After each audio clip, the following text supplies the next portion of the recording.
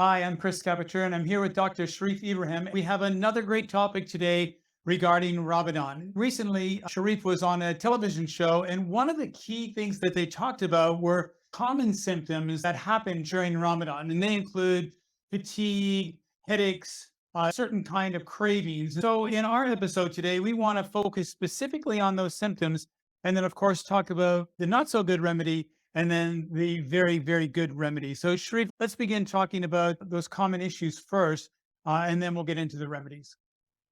Thank you very much indeed. Thank you, Chris.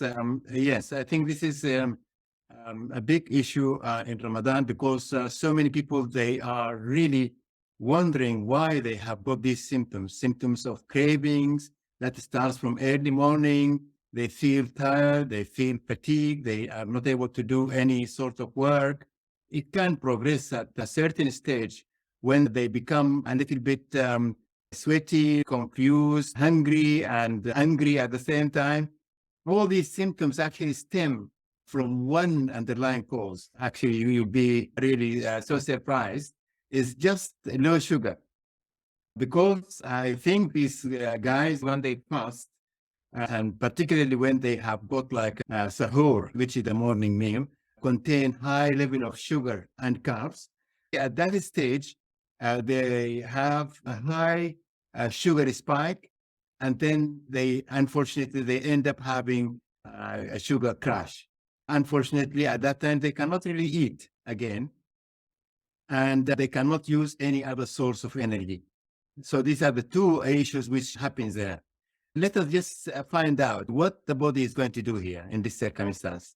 Unfortunately, because the body cannot burn fat, so many people have got really tons of fats on them, and they cannot burn a single gram of it. Why?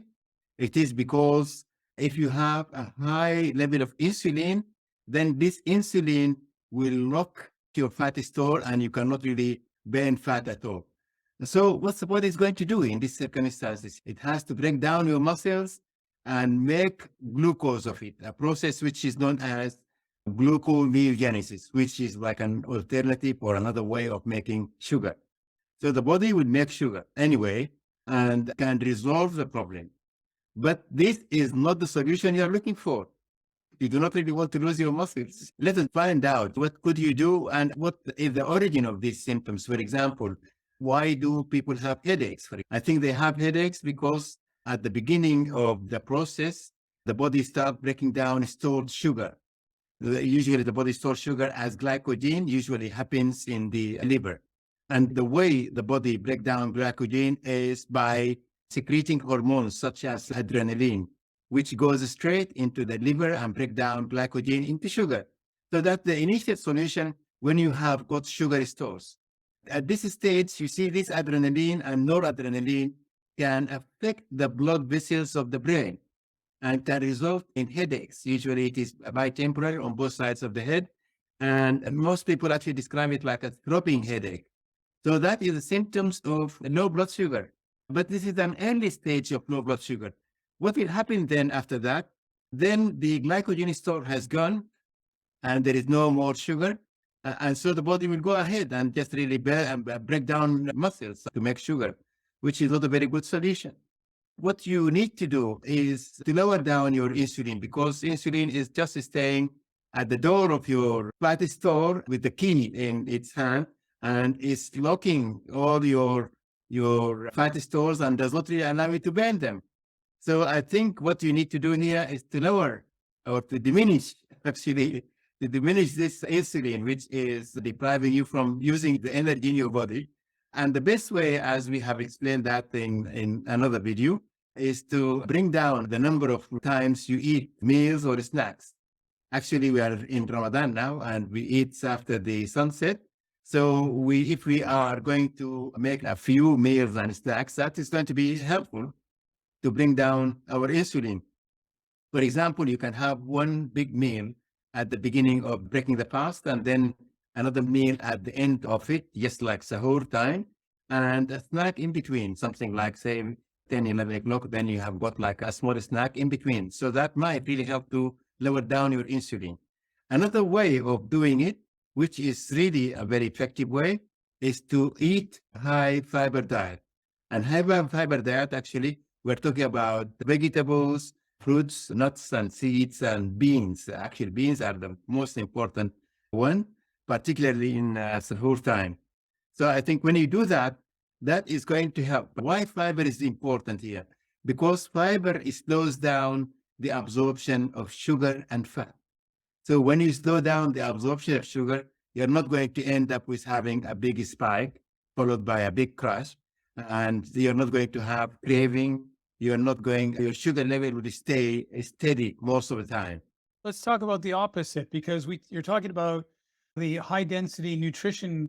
That's the good side, but a lot of people run the other way because of the craving.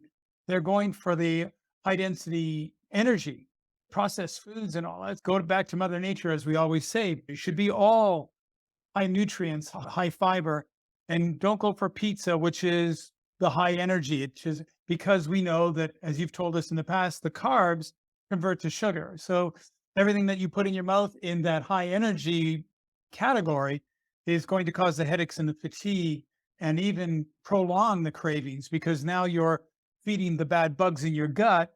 You give them pizza, they're happy because they're like, that's exactly what we wanted. Thank you so much. But you've got to break that by doing what you say, going back to Mother Nature. Yes, I think you are trying to find out where is the enemy. Up to now, you see the insulin, the high insulin. But the real enemy actually is not the high insulin. The real enemy is processed food. As you have mentioned, you see the commercial juices, the pizza, the pasta, white rice, things like sweets. Actually, people eat a lot of sweets, particularly in the Arabic world. Actually, they eat quite a lot of sweets.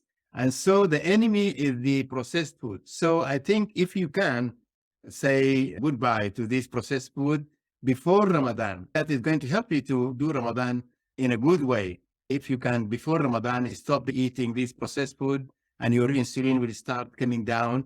And by the time when you start Ramadan, then your insulin level will be at a good level and steady all the time. And you're not going to experience all these difficulties, which is going to make your fasting very challenging. It's easy, but the wrong solution is very detrimental because you do not really want to lose your muscles while you are fasting. You want to build up muscles because fasting, as we will explain in other video, it builds up your muscle and it renew your body and it makes you stronger. Well, that was some great information again, Sharif.